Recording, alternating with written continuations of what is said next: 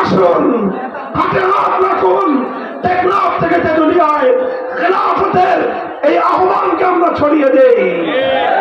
বাংলাদেশ খেলাফত মজলিস, যুব সমাজ, বাংলাদেশ খেলাফত যুব মজলিস, ছাত্র মজলিস সহ আসো, আমাদের হাতে হাত রাখো। ইনশাআল্লাহ সকল জুলুমের বিরুদ্ধে আমরা সংগ্রাম অব্যাহত রাখবো। একটি ইনসাফপূর্ণ সমাজ গঠনে আমরা আমাদের সর্বোচ্চ ত্যাগ এবং কোরবানি স্বীকার করব। ইনশাআল্লাহ প্রস্তুত থাকবেন তো? আগামীর সংগ্রামে আমাদের সাথে থাকবেন তো? ইনশাআল্লাহ আপনারা যদি সাথে থাকেন, আল্লাহর সাহায্য আমাদের সাথে থাকবে। আল্লাহর সাহায্যের সাথে থাকলে বাংলাদেশকে কেউ ব্যর্থ করতে পারবে না। বাংলাদেশ যে উদ্দেশ্যে স্বাধীনতা অর্জন করেছিল, বাংলাদেশ যে উদ্দেশ্যে পশ্চিমবঙ্গের দাদাবাবুদের কর্তৃত্ব মানে নাই, বাংলাদেশ যে উদ্দেশ্যে ব্রিটিশ বেনিয়াদের থেকে মুক্তি লাভ করেছিল, সেই মুক্তির প্রকৃত উদ্দেশ্য সার্থক হবে ইনশাআল্লাহ।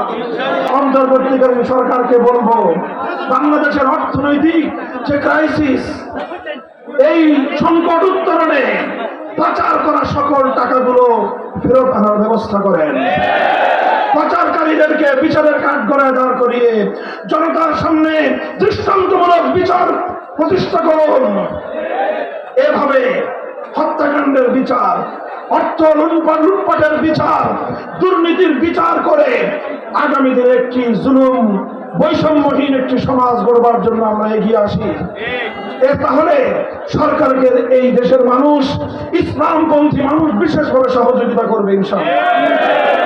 সকল রাজনৈতিক দল, বিএনপি, জামাতে ইসলামী, ইসলামী আন্দোলন বাংলাদেশ, জাতীয় পার্টি, এলডিপি, খেলাফত মজলিস, জমিয়ত ইসলাম, নিজামী ইসলাম সহ অন্য সকল রাজনৈতিক দলগুলোকে বলবো, রাজনৈতিক মতপার্থক্য যার যার জায়গায় রেখে আসুন সর্বপ্রথম 5ই আগস্টের বিপ্লবকে আমরা মহিমান্বিত করার চেষ্টা করি।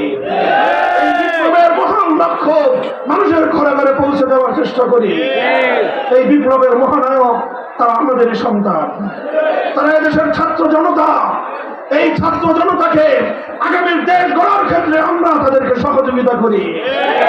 আর সকল প্রয়োজনীয় সংস্কারের পরে অযথা বিলম্ব না করে জনগণের প্রতিনিধিদের হাতে ক্ষমতা হস্তান্তরের মাধ্যমে একটি শক্তিশালী বাংলাদেশ গঠন করার জন্য পথ উন্মুক্ত করে দিতে আমি অন্তর্বর্তীকালীন সরকারের প্রতি আহ্বান জানাই।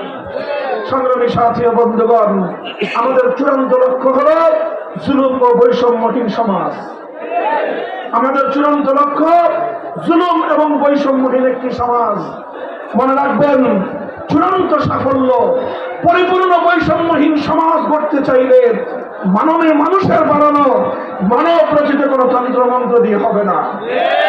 সেজন্য প্রয়োজন সৃষ্টিকর্তা মহান আল্লাহ প্রদত্ত রাজনৈতিক ব্যবস্থা।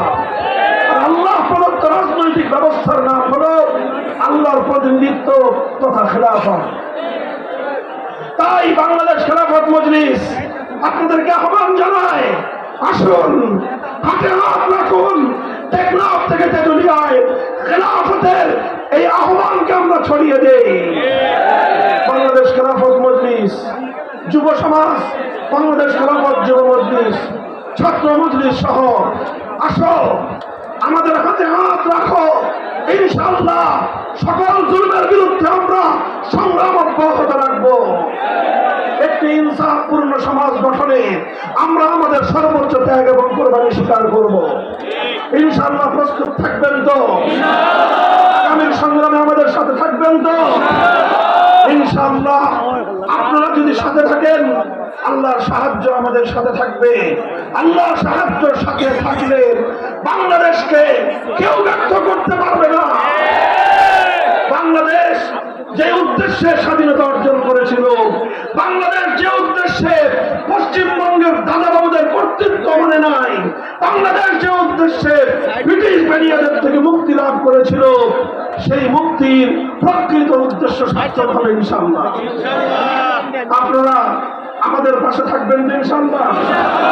আল্লাহ পাক রব্বুল আলামিন আপনাদের সকলকে তৌফিক দান করুন। দীর্ঘ রাত পর্যন্ত এই প্রতিকূল আবহাওয়ার মধ্যেও আপনারা অনেক কষ্ট স্বীকার করে বাহুবলের এই বাদ ভাঙ্গা জনতার স্রোত আজ যে ইতিহাস রচনা করলেন, এটা বাংলাদেশের ইসলামিক অঙ্গনের জন্য সাফল্যের একটি মাইলফলক হয়ে থাকবে। আল্লাহ আপনাদের সকলকে উত্তম বিনিময় দান করুন।